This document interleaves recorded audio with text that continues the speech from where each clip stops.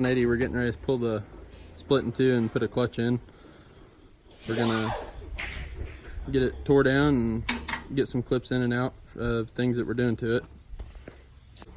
Alright, so I'm unhooking all the wiring right now. I took pictures of everything so I know where everything goes back to. But get all this unhooked and these two wires here, then I can pull this wiring harness up and out of the way. Then it looks like, yeah, that's it. And then some fuel lines, hydraulic lines, we'll be ready to split it. Make some shim plates a little wider, so, or a little bit bigger holes in them. So we'll just build some. The hole that was already in these little plates just aren't quite big enough, so we'll just make them big enough. So far, I've taken a piece of unistrut and made some spacers here and took a unistrut nut so it'll clamp tight against it, but it's adjustable so I can use it on future tractors. One thing I am gonna have to do is I'm gonna have to bring the welder out here and weld this piece of angle right here just so I can keep each cross tie from wanting to pivot side to side, because I gotta fight the pivoter on it to keep the front half from wanting to swing either which way when we split it. And if I can keep this from wanting to swing either way, I got another piece of angle to go on the bottom as well. So it'll go underneath the unistrut like that, so to kind of cradle it. But I want it to bolt on and off so I can take it on and off and I don't have to cut it back off, and I can use it on future tractors. But it should be fairly adjustable enough where I can use this setup on something else. I'm gonna weld this cross tie in here so it keeps it a little more stable. And then for my side to side strength, I'm just gonna use all thread with a nut on the back side and a nut on this side on both sides, so I can build a stabilizer bar that's adjustable. So if I have a narrower tractor, I can use it on that, or if it needs to come out, like how this one's gonna have two pieces of C here, I'm not gonna be able to just pull it straight down. I'm gonna have to walk it out at an angle. I can take each side off separately and pop them out. But this is the tool here that we're building, our stand, to split this. I'll get the other side done, get it all together, and then show you what it looks like. Well, I've revamped my idea a little bit. I used unistrut along the bottom with this angle bracket and got it tight. If you use unistrut nuts, it's got grooves on the back side. Actually, I'll go grab one so you can see. And it swings out and it bites the unistrut really tight, so it keeps stuff from twisting and moving. It's got these little grooves right here that eat into the unistrut. So I'm going to use this same setup on both sides so it's completely adjustable and reusable on any tractor. I just got to make different mounting plates or whatever. Product on this side where it all bolts together and stuff. And when we look in here, this is galvanized, and you want to stay upwind from it. If you're downwind welding to galvanized, you really want to hold your breath. Do not breathe it in. And then as far as this goes, this is 1/4 inch, and this galvanized is obviously a lot thinner. So I can burn well enough to where it's adhering good to here and mixing the two metals together well enough. You want to keep your heat source towards the 1/4 inch because it won't melt through like it would the galvanized. If you see, I did melt through a little bit, but it wouldn't have been near, it's not near as bad as what it would have been if I'd have kept my heat source here. So you want to keep your heat here, pull into the galvanized a little bit, and then come back to the heat, pull into the galvanized, and then kind of stir your puddle around in this fashion here, so you don't burn through and weaken this metal too much. But we'll get the rest of it done and get some more clips out. Alright, for all you haters and naysayers that's going to say that this unistrut isn't strong enough to hold this tractor up, because I can only see it in the comments.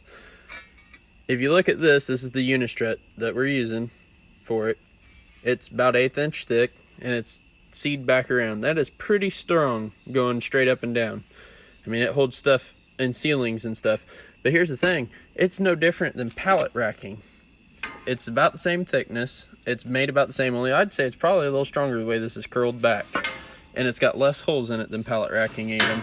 And this pallet racking is holding all my extra steel.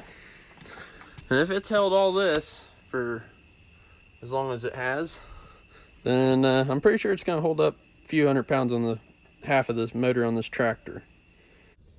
Alright, for anybody that works on this old stuff or stuff that's hard to come apart, farm equipment, it doesn't matter, I'd highly recommend getting one of these impact drivers for an air hammer.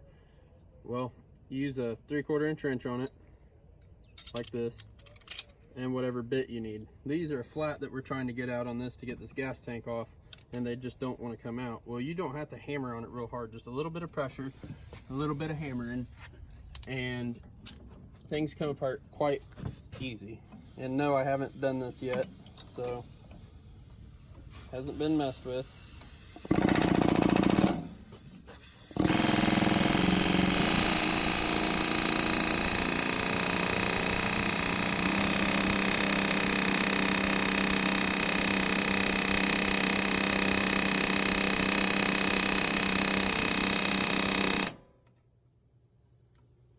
Get another bite on it.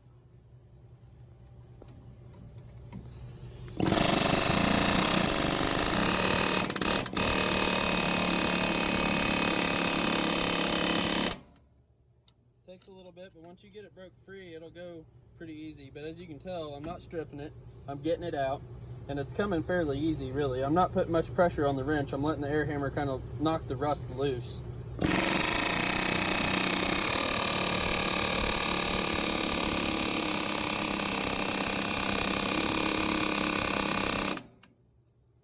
But just like that, as you can see, it's moved quite a bit.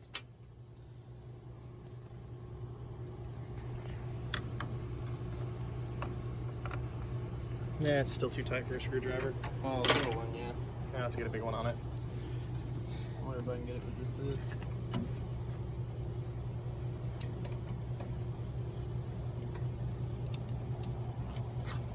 Here's this new kit that I got today. We ended up breaking a couple of the screws off that hold the gas tank on there. This is an extractor kit. They're little collets, and there's a middle piece that's got a bolt in it that tightens down and it snugs them down just like the shank on a air tool for like a die grinder. But it's got different sizes for the different size studs, and I'm actually using it right now because, like I said, one of them had actually rounded off. But you can see the back side of it there. You can see the tool right here with it all locked together, and I'll show a breakdown of it here in a minute.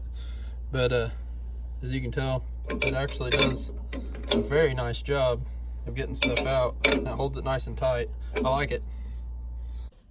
So this is actually that tool and how it works, how it comes apart. It's just got a little bolt here, and it screws in the end, and it pulls it in here. It's tapered, and that's what tightens it up. But it just grabs a hold of it like it's its job, and gets it right out. But it works pretty good. I got one more to do, and I'll try to catch putting it all together. But this is what you do. You literally just slide this in here. There's one spot that's grooved right here where there's a roll pin in the side of it, and it lines up with that, if I can catch it just right. And then you start your bolt, then you slide it on your stud that's messed up, and you tighten them down, and then you put a 1-inch on there and take it right out. So here's what it's like. You just slide it in over the stud that's broke off and sticking out, and then you tighten this up until it's good and snug, and then you put your wrench on here, and that's how you get it out.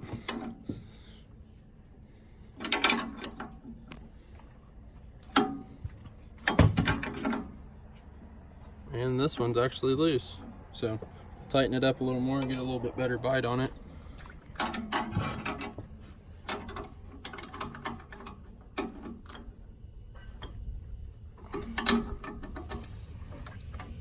All right, that ought to be good. Yep, it's going.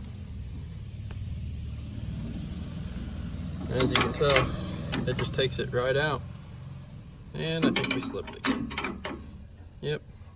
Apparently it does work really good. We've grabbed a hold of it and broke it off. So I'm gonna try to come in on the back side here, since I've got enough room to get it in here, and try tightening it up and pulling it out this way. Is it broke off flush? Yeah, it's broke off flush. Okay. But I do have another extractor kit for broken bolts if it comes down to it. I just don't like using it. I figure this way would be a little easier. So it grabbed on the back side there, and it's turning back out now.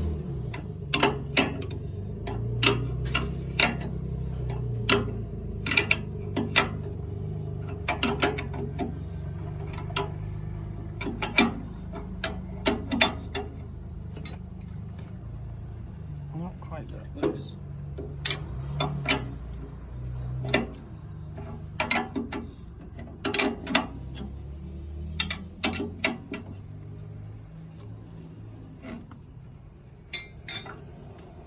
There it is. This is where I'm gonna stop for the night.